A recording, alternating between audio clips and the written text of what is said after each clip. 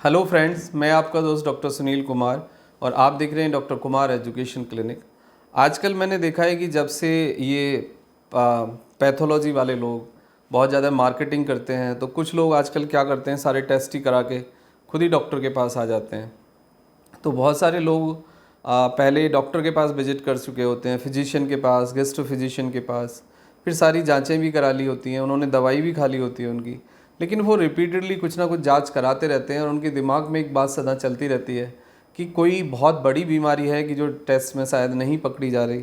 तो हर बार वो या तो दूसरे लैब से कराते हैं या फिर कुछ एडिशनली टेस्ट करा लेते हैं जिसकी कोई आवश्यकता नहीं होती है, और कहीं ना कहीं एक रिपीटेडली एक थॉट के साथ रहते हैं कि भाई हमारा पेट ख़राब है, हमें कुछ बीमारी हो गई है, कुछ ना कुछ गड़बड़ है।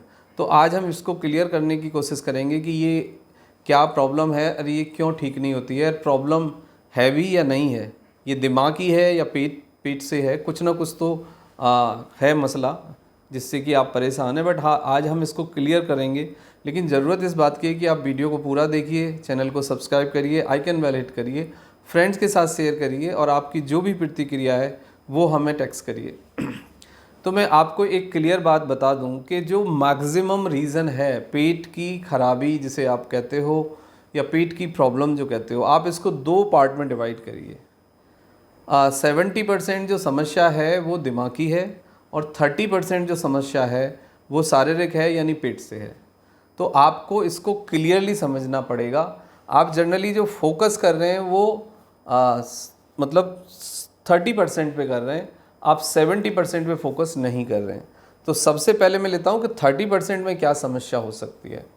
30% में समस्या ये आ सकती है कि जनरली आपको बहुत ज़्यादा एसिड बनता है, आपको स्वेलिंग हो सकती है, आपकी फूड पाइप में कुछ रुकावट हो सकती है, छाले हो सकते हैं, फूड पाइप सिकुड़ी हुई हो सकती है, पेट में कुछ आपको अल्सरेशन हो सकता है, गांठ हो सकती है, छाले हो सकते हैं और सेंसिटिव हो जाता है कई बार हमारा गट, वो एक हो सकता है। इंटेस्टाइन में कोई रुकावट हो सकती है, गांठ हो सकती है, छाले हो सकते हैं, परफोरेशन हो सकती है, या फिर कई बार देखा जाता है कि मूवमेंट थोड़ी कम हो जाती है, हम जीआई मोटिलिटी जिसे हम कहते हैं। तो उसके कारण आपको बहुत जल्दी से भूख नहीं लगता, बहुत जल्दी से आपका पेट साफ़ नहीं होता, आप खा लेते हैं तो लंबे समय तक फिर आपको भूख नहीं आती, तो अनईज़ी आप महसूस करते हैं। या फिर आपका सलेवा का सिक्रीशन बहुत कम हो गया है, जैसे कि आप बहुत ज़्यादा जब स्मोक करते हैं या फिर आप अच्छी नींद नहीं ले पाते या आप बहुत लंबे समय तक स्ट्रेस में बने रहते हैं, तो देखा ये गया है कि जो आपका सलेवरी ग्लैंड्स है वो कम सलेवा प्रोड्यूस करती है और आपको जब प्रॉपर सलेवा नहीं मिलता, क्योंकि लगभग 1 लीटर सलेवा प्रोड्यूस होता है प्रॉपर 24 घंटे में, और यदि अच्छे से सलेवा प्रोड्यूस हो तो आपकी डाइजेस्टिव प्रॉब्लम्स काफ़ी हद तक ठीक हो जाती हैं। तो ये कॉमन कुछ रीज़न हो सकते हैं। तो ये अब यदि इस तरह की समस्या है तो वो फिर उसके लिए एंडोस्कोपी हो सकता है, अल्ट्रासाउंड हो सकता है, कोलोनोस्कोपी हो सकती है, या आपका सीटी हो सकता है पेट का, ये सारी चीज़ें होती हैं। या फिर एक बेरियम स्टडी हो सकती है कि आपको कोई फूड पाइप के अंदर कोई पैसेज में रुकावट तो नहीं है, कोई छल्ला तो नहीं बन गया है, वो श्रिंक तो नहीं हो गया, ये सब हो सकता है। अब एक लेवल ये है आपका। अब हम दूसरे लेवल पे आते हैं। दूसरे लेवल पे प्रॉब्लम है कि आपको depression, anxiety, fear, over thinking, somatisation, ये सब तो नहीं हो गया है। देखो, सोमेटाइजेशन का मतलब होता है कि हम कई बारी समस्या दिमागी होती है लेकिन हम उसे शारीरिक लक्षण के साथ मतलब बताते हैं। जैसे कि एग्जांपल के लिए, आपको जब बहुत ज़्यादा एंजाइटी होती है या जब बहुत ज़्यादा आप दुखी होते हैं या बहुत ज़्यादा आपको स्लीपिंग डिस्टर्बेंस रहता है या बहुत ज़्यादा आप किसी को रिकॉल कर रहे होते हैं, किसी इवेंट को या किसी इंसान को, या कोई भी हो सकता है, आपकी फ्रेंड हो सकती है, वाइफ हो सकती है, बच्चे हो सकते हैं। तो जब वो बहुत ज़्यादा रिकॉलिंग होती है या फिर हम बहुत ज़्यादा ऑब्सेस हो जाते हैं किसी एक चीज़ को लेके, तो इससे एग्जैक्टली होता क्या है कि हमारी जीआई मूवमेंट बदल जाती है। जीआई मूवमेंट का मतलब है कि हमारे पेट के अंदर जो हार्मोन्स हैं, जो एंजाइम्स हैं, जो सिक्रीशन है और जो हमारी जीआई मोटिलिटी है, यानी पेट का काम करने का तरीका फिर बदल जाता है और फिर हम उसको ही पकड़ लेते हैं। मतलब कॉज होता है हमारा ब्रेन, कॉज होता है हमारी थिंकिंग, कॉज होता है हमारा डिप्रेशन, एंजाइटी या फियर या ओवर थिंकिंग या सोमेटाइजेशन, लेकिन हम उसको रिपोर्ट करते हैं डॉक्टर के सामने कि हमारा पेट खराब है या हमें कब्ज़ हो गई है या गैस बन गई है या भूख नहीं लगती, वेट कम हो रहा है, ये बात बिल्कुल ठीक है कि वो पेट के लेवल पे चीज़ें रिफ्लेक्ट कर रही हैं, लेकिन उसका जो कॉज है वो आपके ब्रेन के अंदर है, वो आपके दिमाग में छुपा हुआ है। इसको इस तरीके से समझिए कि सेंट्रलाइज है हमारी बॉडी, यानी ब्रेन हमारा सबको कंट्रोल करता है। यानी ब्रेन यदि ख़राब है तो सब कुछ ख़राब है, और यदि आप सेंट्रलरी, यदि दिमाग आपका ठीक है, मन आपका ठीक है, तो फिर आपका सब कुछ ठीक है। ये इस तरीके से बॉडी बनी हुई है और इस तरीके से बॉडी काम करती है, यानी सेंट्रलाइज कंट्रोल है हमारे ब्रेन का। आप इसको दूसरे तरीके से समझिए कि बॉडी के जो भी हमारे ऑर्गन्स हैं उसका कंट्रोल, कमांड एंड कोऑर्डिनेशन वो हमारे ब्रेन के पास है, वो सेंट्रल नर्वस सिस्टम के पास है, वो हमारे मन के पास है। तो जब तक वो नहीं कोऑर्डिनेट होगा, वो ठीक नहीं होगा, तो फिर आपका पेट भी ठीक नहीं हो सकता। अब जनरली ये देखा जाता है कि सोमेटाइजेशन में लोग क्या करते हैं कि समस्या तो दिमाग की होती है, कुछ ना कुछ हम स्ट्रेस में, कन्फ्लिक्ट में, या कुछ हीन भावना के साथ, या ओसीडी ये सब, या फियर में जा रहे होते हैं। लेकिन वो क्योंकि हम सोमेटाइजेशन के क्या सिम्टम्स हैं, डिप्रेशन के क्या सिम्टम्स हैं, एंजाइटी से क्या होता है, फियर से क्या होता है, ओवर थिंकिंग से क्या होता है, एक्चुअल में सेंट्रलाइज जो नर्वस सिस्टम की प्रॉब्लम्स हैं उसकी समझ, उसके लक्षण और उसके बारे में जो बात है, जो एजुकेशन है या जो नॉलेज है, जो इन्फॉर्मेशन है, वो बहुत क्लियर नहीं है दुनिया भर में।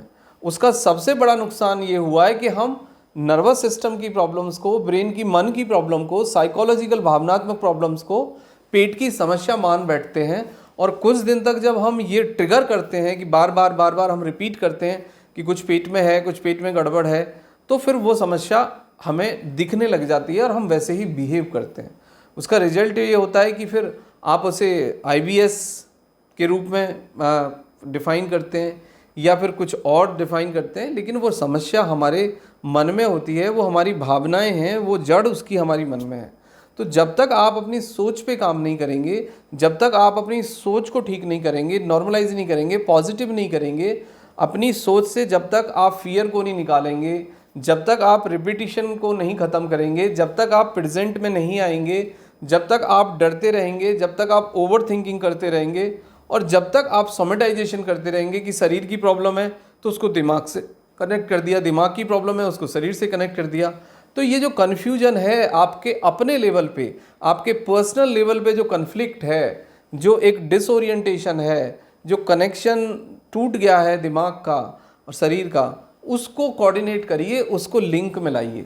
अब इसको लाने का सबसे अच्छा तरीका यही है कि आप खुद से अपने को जज मत करिए, आप अपने लक्षणों पे कोई डायग्नोसिस मत बनाइए, आप अपने से कुछ मत डेमोस्ट्रेट करिए अपने आप को, और आप कल जो गुजर गया उसको रिकॉल मत करिए, और आने वाला जो कल है उससे आप भयभीत मत होइए। आप प्रेजेंट में रहिए। प्रेजेंट में आप जितना रहेंगे उतना ज़्यादा आप अपने साथ एक अच्छा रिश्ता विकसित करेंगे, और जब आपका अपने साथ एक अच्छा रिश्ता विकसित होगा तो आपकी जो डाइजेस्टिव सिस्टम की हेल्थ है, दिमागी और शारीरिक दोनों स्वास्थ्य आपके इम्प्रूव होंगे। जब तक ये नहीं होगा, ये समस्या ठीक नहीं होने वाली। ये समस्या क्लिनिकल नहीं है ओनली, ये समस्या खाली पेट की नहीं है, ये समस्या खाली दवाइयों से ठीक नहीं होती।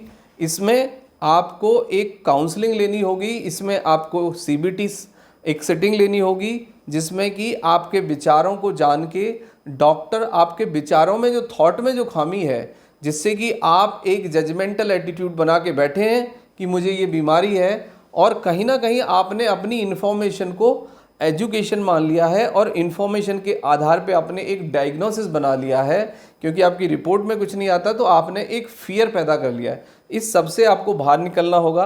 फालतू के टेस्ट कराने से, बार बार अपने पे एक्सपेरिमेंट करने से, XYZ तरीके की दवाई लेने से आपको कोई फ़ायदा नहीं होगा। हाँ, फ़ायदा हो सकता है यदि आपको डिप्रेशन है, एंजाइटी है, सोमेटाइजेशन है, फियर साइकोसिस है और ओवर थिंकिंग है, तो काउंसलिंग के साथ साथ आपको SSR type of the medicine और कुछ ट्रैंकुलाइजर्स दिए जा सकते हैं, जिससे कि आपको काफ़ी हद तक फ़ायदा होगा। But I am just making the notes. आप अपने फिजिशियन को फॉलो करिए, आप अपने से जज मत करिए, अपना डायग्नोसिस मत बनाइए, सेल्फ मेडिकेशन मत करिए और ख़ुद से टेस्ट मत कराइए। यदि ये सब आप करेंगे तो आप ठीक भी हो जाएंगे। नेचुरली अपने लेवल पे आप अच्छी नींद लेने की कोशिश करो, अपने आप को दिमागी शारीरिक रूप से थकाओ, आप पॉजिटिव एंगेजमेंट रखो, बिजी रहो, नई किताब पढ़ो, नए चैलेंजेज लो, नया टास्क लो। और यदि नेगेटिविटी बहुत ज़्यादा आपको फॉलो करती है तो आप उसका अपोजिट लिखना शुरू करिए। यदि आपको एक थॉट आता है कि मैं बीमार हूँ, तो उसका एग्जैक्टली अपोजिट सामने लिखिए कि मैं बीमार नहीं हूँ, मैं स्वस्थ हूँ। यदि वो थॉट आपको एक बार आता है तो उसके अगेंस्ट अपोजिट 10 बार लिखिए। यदि वो थॉट 10 बार आता है तो आप 100 टाइम्स लिखिए। जैसे जैसे डेली ये प्रैक्टिस करेंगे तो आपके जो नेगेटिव थॉट्स हैं जिसकी वजह से आप बीमार हुए वो धीरे धीरे नॉर्मलाइज होंगे और फिर पॉजिटिविटी में कन्वर्ट हो जाएंगे। तो ये बहुत ज़रूरी है। यदि आपको कोई हेल्प की ज़रूरत है तो हमें व्हाट्सएप मैसेज करिए, अपॉइंटमेंट लीजिए। Online consultation and the personal consultation दोनों ऑप्शन है। But take care your self, don't mix the things unnecessary and don't make diagnosis by own. Thank you very much and take care of yourself.